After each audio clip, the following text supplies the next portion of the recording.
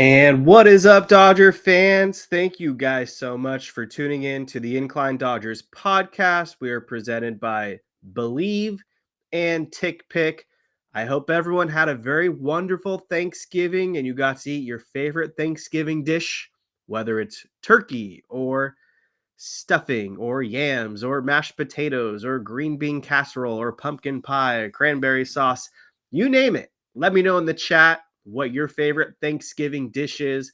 Kevin Klein rolling solo here on a Black Friday, and your Dodgers have not made any big moves recently, but in this episode, we're going to have a little bit of fun. We're going to talk about a couple trade rumors / trade hypotheticals that people are just throwing out there, and we'll dive into those. I'll also throw out my Dodgers Black Friday deals later on. So I'll give you one mini option, one medium option, and one big purchase. Appreciate those tuning in. I see BC. Make sure to hit that like button and smash that subscribe button. If you're new to the channel, we'll take questions along the way. I want to talk about what you guys are interested in. But in the meantime, I'm going to start to dive into things. So the Dodgers, as we know, they're targeting an outfielder most likely. They're targeting some bullpen depth. We've got Justin Yamas, who was on the most recent episode with me a week ago. He's tuning in at 2 a.m. from France. I know he wants me to talk about Anthony Rendon. The Angels and Anthony Rendon have unfortunately decided to part ways. So Rendon will be bought out for the likes of like $38 million.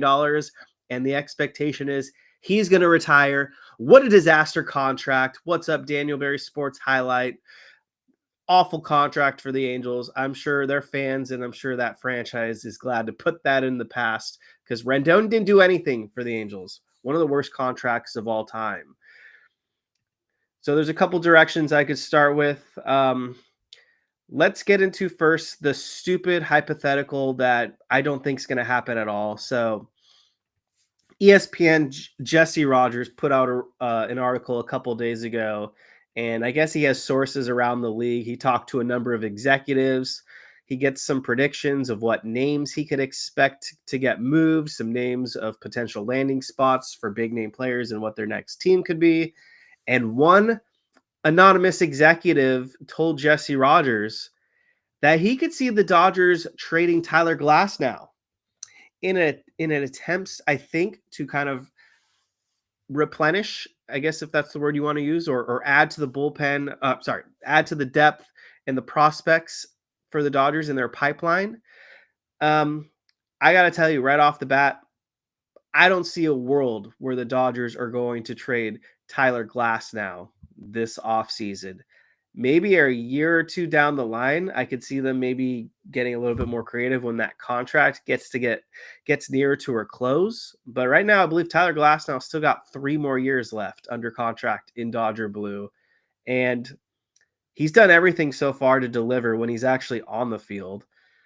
I don't know why the Dodgers would even move Glasnow because he was sensational as a starter and in the postseason. And on top of that, Glasnow gave the Dodgers an extra hand out of the bullpen, which I think was kind of an under the radar, underappreciated even move that Glasnow made himself available and was able to come and pitch in relief a couple times for the Dodgers in the playoffs. And I think that adds value there. Last season, Glasnow was great. He had a 3.19 ERA. He had 106 strikeouts over 90 innings thrown. He, in my opinion, has one of the best curveballs in all of baseball. He was an all-star in 2024. I don't see why the Dodgers would even explore the possibility of trading Tyler Glasnow. They have a couple guys coming back. Gavin Stone is one of them. He pitched very well for the Dodgers prior to undergoing that shoulder surgery. And it was a pretty significant shoulder surgery. So we don't know what Gavin Stone's going to look like in 2026. It may take him some time to kind of revert back to form. Another guy that's going to add some excellent depth for the Dodgers will be River Ryan. River Ryan is expected to be pretty much ready by the start of the 2026 regular season. He looked electric for the Dodgers during his few outings, and then he had to undergo Tommy John surgery, unfortunately, in the midst of 2024. So River Ryan is expected to be back in 2026. He was a highly touted prospect. He looked good in his few starts for the Dodgers at the big league level. But River Ryan, he's young at the end of the day. And, you're putting a lot at risk if you were to bank on River Ryan and get rid of Glasnow. Emmett Sheehan also, another guy that I think is going to continue to thrive with the Dodgers, and he's going to have some big starts. So, they're it's not that it's impossible for the Dodgers to be successful without Tyler Glasnow. They very well could trade him and maybe either replenish the farm or get an outfielder. But I just think it's too big of a risk to move off of Glasnow. Uh, why, for example? Well, against the Philadelphia Phillies in the playoffs, what did Tyler Glasnow do? He nearly won 8 innings, gave up no runs, and had 10 strikeouts against a very good Philadelphia Phillies team.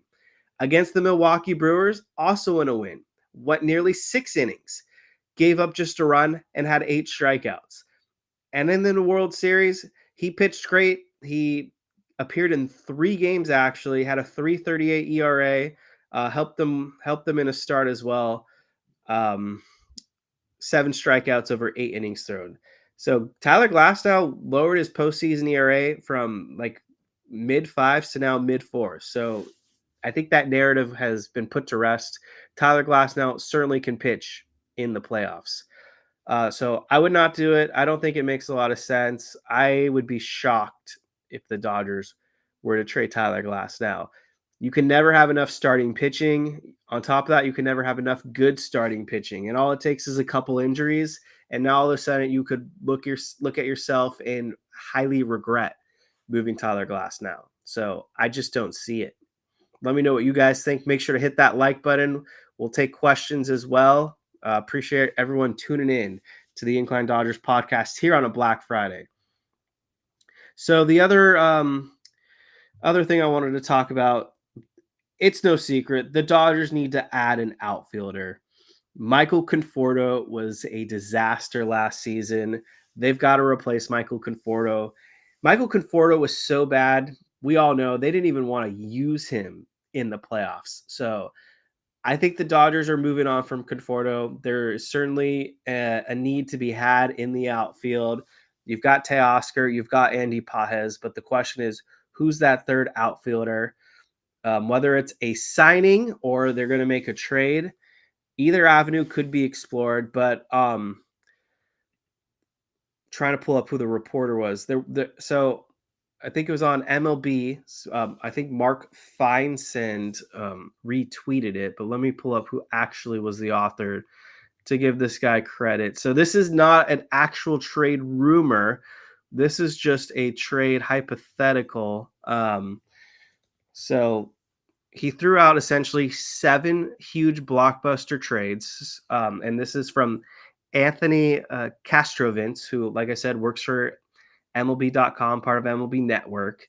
And he wanted to throw out 7 hypothetical big trades that would be fun to see. So the one involving the Dodgers, and then I'll give you my thoughts on it because I'm kind of on board.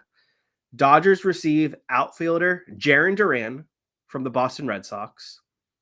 The Boston Red Sox get Joe Ryan, starting pitcher, from the Minnesota Twins. And then the Twins get a haul. They would get Zaire Hope, Jackson Ferris, Chase Harlan, and Marcus Phillips. And of those prospects, only Marcus Phillips comes from the Red Sox. So I don't think it's finely tuned. I don't think the Dodgers would have to give up all of that for the Red Sox to get Joe Ryan. That doesn't really make a lot of sense to me. So I think this is an overpay. I don't think it's fairly accurate. But I will say, I am a huge Jarren Duran advocate, and I think he'd be an excellent addition for the Los Angeles Dodgers. In a vacuum, if the trade involved Zaire Hope for Jarren Duran, I'm making that trade. And I know Zaire Hope is a top prospect, and he's got a lot of potential for the Los Angeles Dodgers. But Zaire Hope is still probably 2 years away from debuting at the big league level. Jarren Duran is a win-now player. And if I'm the Dodgers, I'm thinking about winning right now. because how many more years do you really have left to maximize this window with Freddie Freeman? Mookie Betts is rapidly declining now. Teoscar Hernandez showed some regression.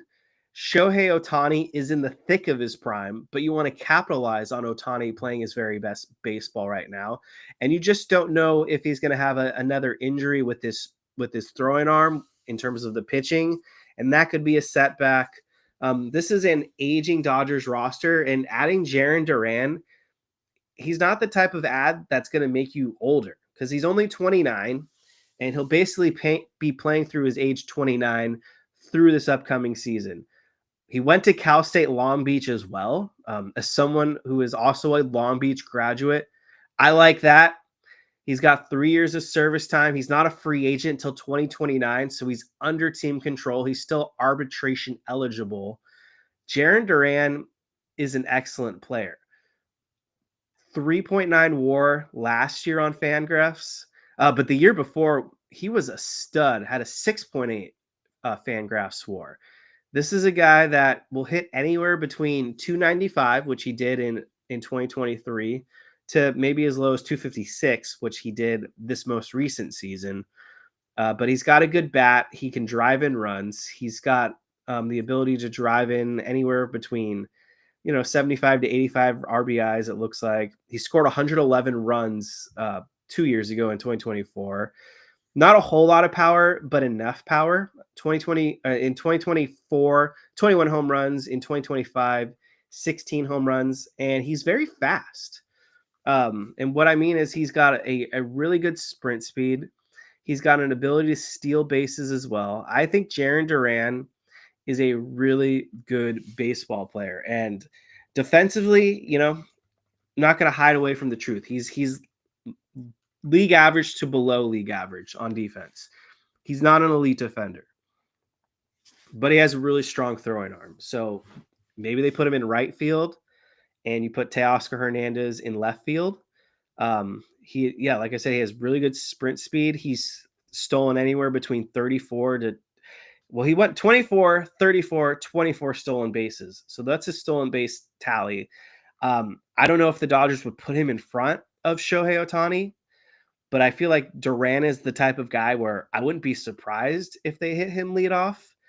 His on base is pretty solid. I mean, he hit 256 last season, but he had a 332 on base. The year before, 285 average, but 342 on base.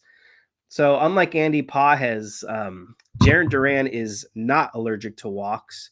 So I like the move. I think Jarren Duran is a really talented baseball player. I think it's a little divided right now. I think some people are not interested in Jarren Duran. I know there's been, the exploration of maybe going down the Byron Buxton rabbit hole, but Buxton has a no trade clause. On top of that, Buxton just feels like he's going to be fairly expensive to add as well, and he's aging.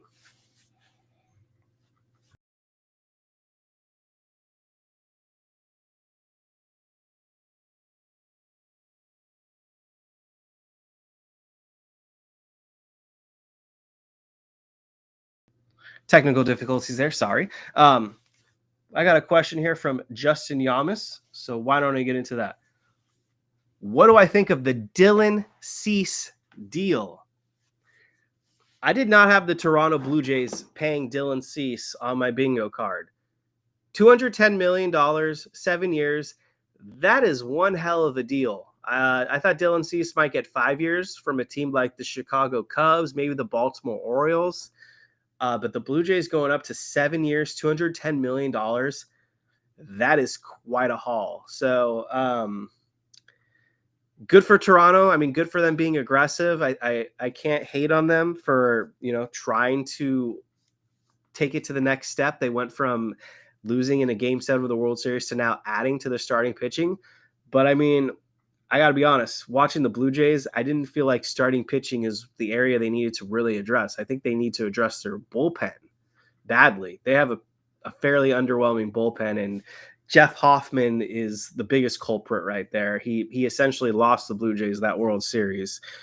But we'll see what happens. I mean, the AL East is very competitive. The Red Sox are getting better. The New York Yankees are trying to be in it. Tampa Bay Rays, who knows what they're going to do, but they always seem to find a way to be competitive. And then Baltimore made that big trade when they gave up Grayson Rodriguez for Taylor Ward. So they're trying to beef up their offense. I think it's an overpay. I don't think it's going to age well for Toronto, but, good for them. Good for them for spending.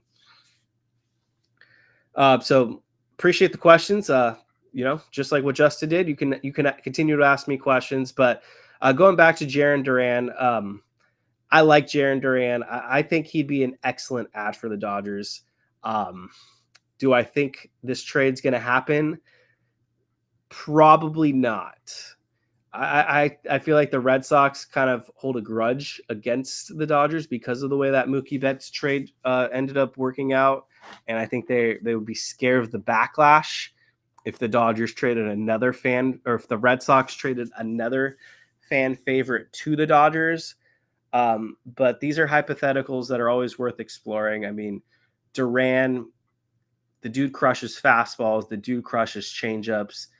He's just a really good baseball player. And I love his speed. I love that he's a left-handed bat. I feel like we need a left-handed bat. So I think that's another intangible. I don't want the Dodgers outfield to be just heavily right-handed. So, yeah, Duran is someone I'm a fan of. So kind of shifting gears here and just looking around the league real quick. We saw the Red Sox acquire Sonny Gray from the Cardinals. Good for them. We saw the next Japanese pitcher. Let me pull up his name real quick so I don't butcher it. But where is it?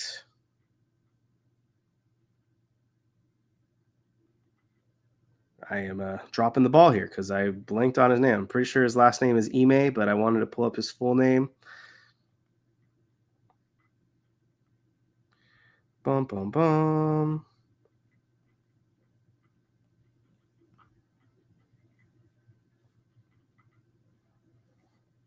Oh, great. We got questions there. So, okay, yeah. So, Tatsuya Imai, however you pronounce it. I probably should have looked up how to reference it, but his goal is to take down the Dodgers. So I feel like that's going to age very poorly for Mr. Imai. We'll see what happens. Sounds like he wants to go to the San Francisco Giants. If you want to take down the Dodgers, maybe he goes to the Padres, but I don't think the Dodgers are going to sign him because we're kind of loaded on the starting pitching front right now. And I don't know how many more Japanese pitchers we can add at this rate. But it's going to be interesting to see where this guy lands up. I like that he's, trying to start brewing a rivalry, but this could age very badly for him. So I've got that one bookmarked. If the Dodgers light him up like a Christmas tree, you best believe I'm going to roast him if the time comes. So we've got a question here coming from, looks like from Amrocade 3493. Kevin, do you think the LA Dodgers might explore a two-hole hitter this offseason? Not hating on Betts, but if Ohtani gets 5 times intentionally walked and a guy behind him doesn't do anything, we're concerned. Absolutely. I think this is going to be a huge storyline for the Dodgers this winter. Mookie Betts, there's some concerns there. There's definitely the signs of regression, and Mookie Betts might not be a two-hole hitter at this point in his career. I mean, I'm not counting him out yet. He very well could just bounce back and have a great 2026 season. But I think banking on Mookie Betts to be your two-hole hitter at this point, it might not happen. The power certainly was zapped, and I don't know if Mookie Betts is going to return to form and be the power hitter he once was. He doesn't seem to get on base like he used to either. It seems like Mookie Betts' best bet at being a successful hitter moving forward might be a singles or double guy, and instead of trying to hit home runs, hit them towards the gap and try to get on that way. I do think the Dodgers are trying to explore as many avenues as possible to find a guy that's either going to be the next leadoff hitter or someone that they hit second. That's where guys like Jarren Duran makes a lot of sense. He could hit near the top of the order. Brendan Donovan, a name that I continue to hammer home this offseason. I think he makes a lot of sense for the Dodgers, especially with the concerns of Tommy Edman potentially missing some time as he recovers from that ankle surgery. Another left-handed hitter. So Brendan Donovan, Jarren Duran, Stephen Kwan, if the price is right, another guy that I would like to see near the top of the order if the Dodgers could get a deal with Cleveland. But I'm having a lot of skepticism right now about any possibility of Stephen Kwan getting dealt, let alone to the Dodgers and the Cleveland Guardians high asking price. But those are some of the top names out there that I could see moved. Luis Robert Jr., I don't think he makes a lot of sense for the Dodgers. I don't think he's a guy that would hit in the tool hole either. But you look at this Dodgers lineup, top through bottom, and they don't have many options to hit second. I think at Freddie Freeman's age, you don't want him hitting second. I don't think Will Smith is someone you want hitting second either consistently, especially as he seems to, weaken as the season goes on because of that catcher role. Max Muncy, not a two-hole hitter at this point in his career. You're not hitting Teoscar second. You're not hitting Pages second. You're not hitting Edman second. So I do think it is important for the Dodgers to find someone, even if they don't start the season with him hitting second, at least someone that they would feel comfortable batting second. Completely just going off topic here. Because the Dodgers got rid of Ben Rortvedt, that's very telling right now. I would say start to buy Dalton Rushing stock. I think Dalton Rushing is going to see some more playing time with the Dodgers this upcoming season. He'll probably start between 35 to 45 games at catcher. He'll probably start another 10 to 15 games at first base. I'm sure they'll use his bat as a pinch hitter from time to time. I don't know if they're comfortable playing Rushing in the outfield at all right now, but I feel like Dalton Rushing, that's the guy to bet on in terms of having a bigger season and a bigger role for the Dodgers this upcoming year. So I just wanted to throw that out there. Evan Phillips, who was non-tendered, there's already been reports out there that the Chicago Cubs have a lot of interest in potentially poaching the free agent away from the Dodgers. The Dodgers do have interest in bringing back Evan Phillips, but it is worth noting that Evan Phillips could go to the Chicago Cubs. So if that happens, don't be surprised. We're warning you now. So let's do some Black Friday shopping here. Let me know what you guys have bought so far for Black Friday. We've still got a few hours left. So, and there's Cyber Monday. So it's not the end of the world if you don't make any purchases today. But let me throw out for Black Friday, one buy on the cheap, one medium spend, and then one huge spend that I would like to see from the Dodgers for this Black Friday. So let's start on the small end. So I think the Dodgers, they need to address the outfield. They also need to address bullpen. Those are the two. We're good on starting pitcher. But yeah. So who do I want the Dodgers to add in MLB free agency if it was a small purchase? That's a good question. It won't be a catcher. It won't be a first baseman. It's going to have to be an outfielder. So Miguel Rojas is not my small purchase, but I demand that the Dodgers bring back Kike Hernandez and Miguel Rojas. I think they both are great clubhouse leaders, and I think they provide a lot of value for the Dodgers. They are clutch. So my small purchase right now, someone that I'm willing to take a flyer on, someone that I think wouldn't cost the Dodgers a whole lot, but I think he'd be fun for a 1-year bounce back deal. Give him maybe 1 year, maybe somewhere between between the price of $10 to $12 million. I'm going to write his name down right now, and then I want to see your guys' reaction to this pick. And I see some questions, so I'm going to get to those questions in a second. But here is my cheap buy, a great deal, something that I don't think would cost the Dodgers very much, and I don't think there's a lot of risk. Adolis Garcia. I think he is the perfect 1-year flyer for the Dodgers. He is definitely declining. He's definitely shown a lot of regression, but in terms of his defense, he is a solid outfielder. He's got an arm as well. He is someone that I could trust. in right field or even left field if they have to go that direction. The problem with Adolis Garcia is he's not a big walk guy. 284 on base percentage 2 years ago, 271 on base percentage this most recent season. But he's got a lot of power. In 2023, he hit 39 home runs. In 2024, he hit 25 home runs. In 2025, he had 19 home runs. But what I love about Adolis Garcia as well, he's a big game hitter in October. He only has a 1 year playoff resume, but that 1 year he helped the Texas Rangers win their first World Series title. He went absolutely nuclear against 3 teams. First of all, he destroyed the Baltimore Orioles. The Orioles were one of the favorites to win that series, and the Rangers ultimately swept the Orioles. Adolis Garcia hit 357 with 1,000 OPS. That following series, he was the ALCS MVP. He had a near 1,300 OPS. He had 5 home runs, 15 RBIs, hit 357. He went nuclear. And then he got hurt in the World Series against the Arizona Diamondbacks.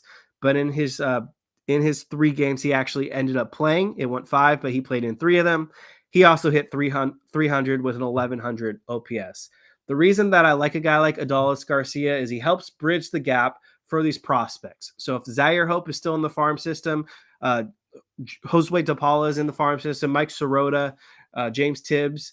It's only a 1-year bridge, and you bring these guys up the following year. You don't have to worry about trading and moving pieces around. It gives you flexibility. I like the veteran. I think he is a good buy low option. So Adolis Garcia, that is my mid-range guy. Let's go to the medium spend now. This one shouldn't be a shocker to anybody, but in case you don't know, or in case this guy didn't come top of mind for you, we're going back to the well. Devin Williams will be the Dodgers closer by the time the 2026 season rolls around. I'm giving it like an 85% chance that Devin Williams is wearing a Dodgers uniform this upcoming year. I feel like it just makes all too much sense in the world. The Dodgers need a closer. Devin Williams is one of the best closers in the game. Williams is hungry as well. He's never won a World Series. He's never pitched in a World Series. So you want to continue to add guys that want that chip to their name. I feel like Devin Williams is the perfect candidate. 2.45 career FIP, 2.45 career ERA. Last season, obviously had some struggles with an ERA close to 5, but the advanced metrics suggest he was unlucky because he had a 2.68 FIP. A year before that, he had a 1.25 ERA. I feel like Devin Williams is going to probably land somewhere around the 3 years, $60 million mark, especially after what I saw Dylan Cease make. I think Devin Williams is going to rack up the dollar bills. Maybe it's 3 years, $45 million, but somewhere between the $45 to $60 million range. Devin Williams, you are my guy. So let's pivot real quick because I've got some questions here. Then we'll get to the big spend.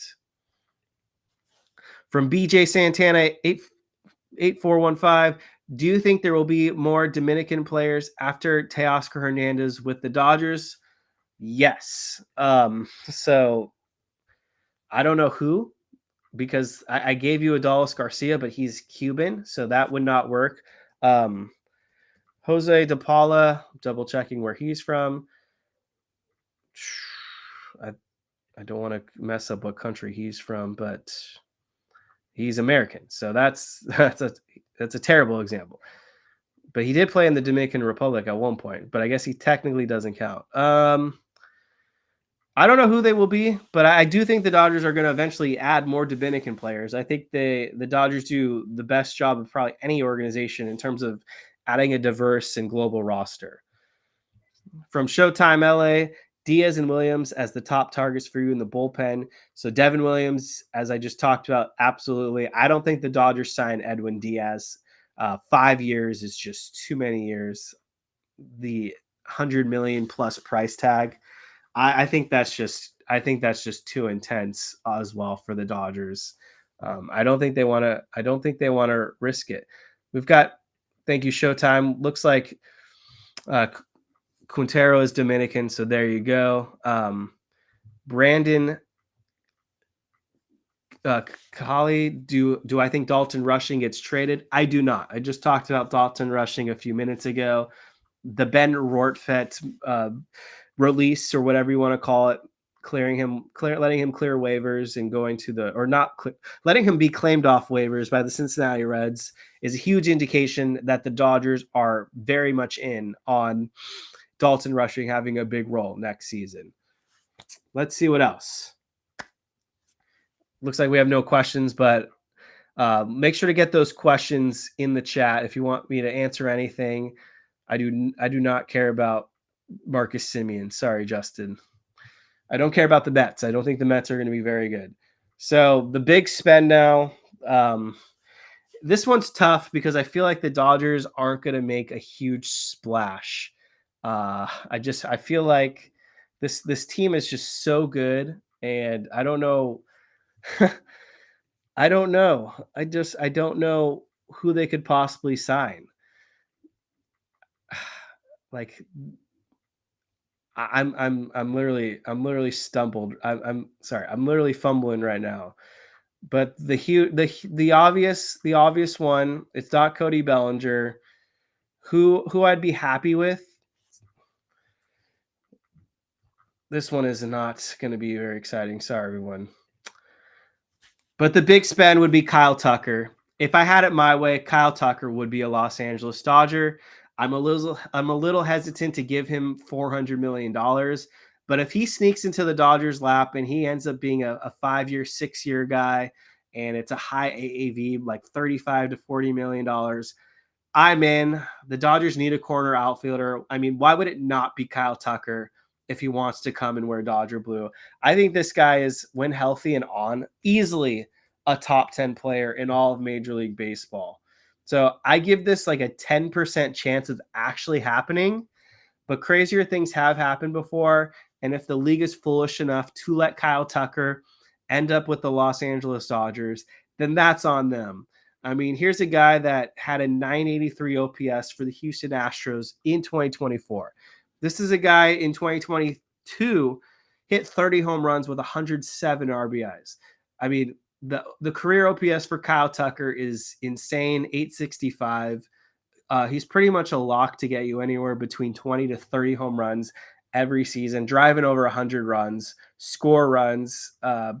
He can steal anywhere between, looks like, 25 to 30 bags as well. And he's a pretty solid outfielder. So Kyle Tucker, if we're lucky, he's the big spend.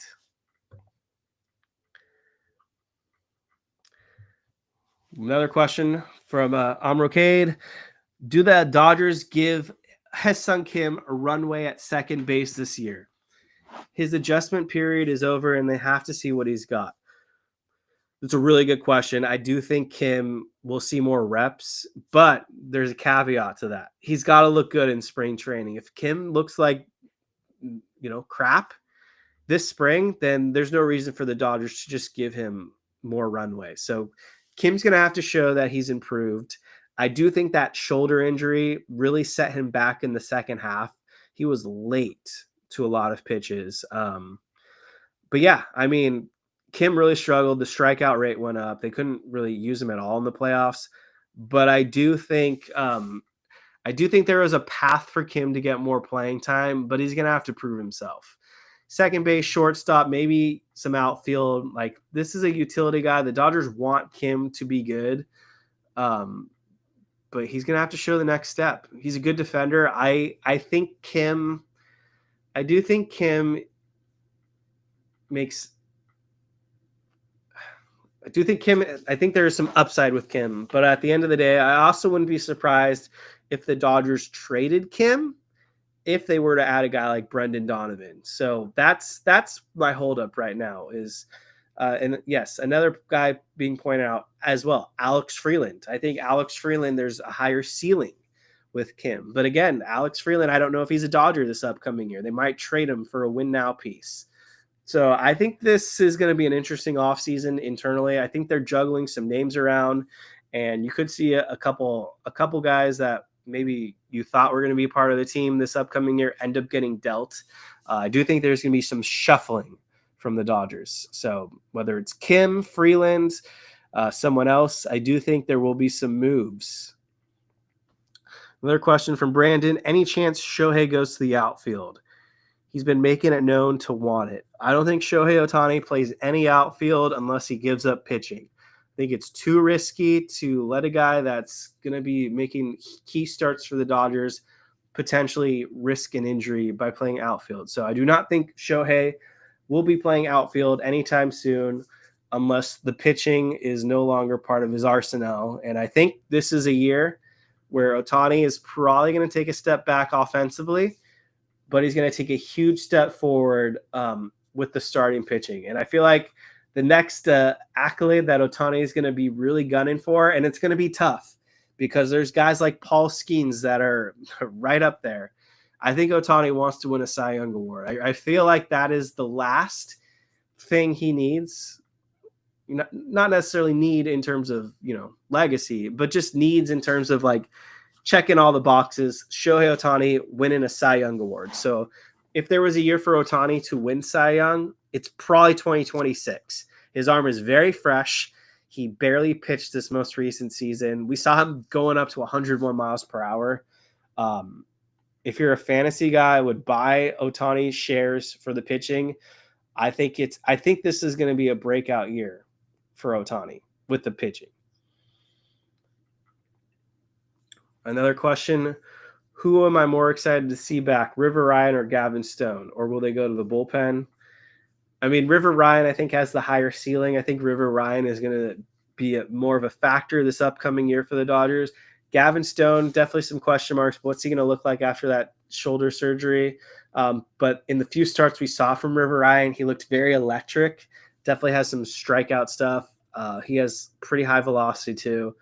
River Ryan is going to be a force for the Dodgers, and he could probably be like the Sheehan role for the Dodgers this next season, where he'll make some starts, then come out of the bullpen in the playoffs. Emmett Sheehan, I think we're going to see him make probably close to 30 starts next year if healthy. I think Sheehan is going to be a staple in the rotation. I think Roki Sasaki, you're going to see him make some big leaps, and he'll be hopefully somewhere between 120 innings for the Dodgers as well. And then the rest of the guys, they'll just work it out. So for those tuning in, make sure to hit the like button. If you've not hit that like button yet, get that in there now. Let me share the Discord link real quick. And then last call for questions, and I guess we'll get on out of here. So let me drop that Discord link right now. If you're not part of the Discord, I highly recommend you guys joining it. Great place to talk with other Dodger fans. So there's the link. Thank you guys for the questions. So last call for questions. Make sure to get them in. Any traction on a Ketel Marte trade? Another super utility. Arizona seems to be trying to cut payroll. I don't think Brandon, the Ketel Marte would get traded to the Dodgers. I don't think Diamondbacks are going to help out a division rival, but I do think Marte does get traded this winter. I think that's a very fair question. I feel like the Boston Red Sox would make sense. I feel like Seattle Mariners would make a lot of sense as well. But yeah, I do think Marte will get traded. That's all I had for what I wanted to talk about. Just trying to get a fun, quick episode out there talking Black Friday deals. So to just quickly recap, Adolis Garcia, the buy low, Devin Williams, the middle guy, Kyle Tucker. If we're getting crazy, we're going all out. We'll sign Kyle Tucker. But thank you guys so much for listening to the Incline Dodgers. We'll be back next week. Jake Ryder and myself. We'll really dive into things and have a fun episode. But everyone have a great weekend. Hope you had a great Thanksgiving, and peace out, everyone.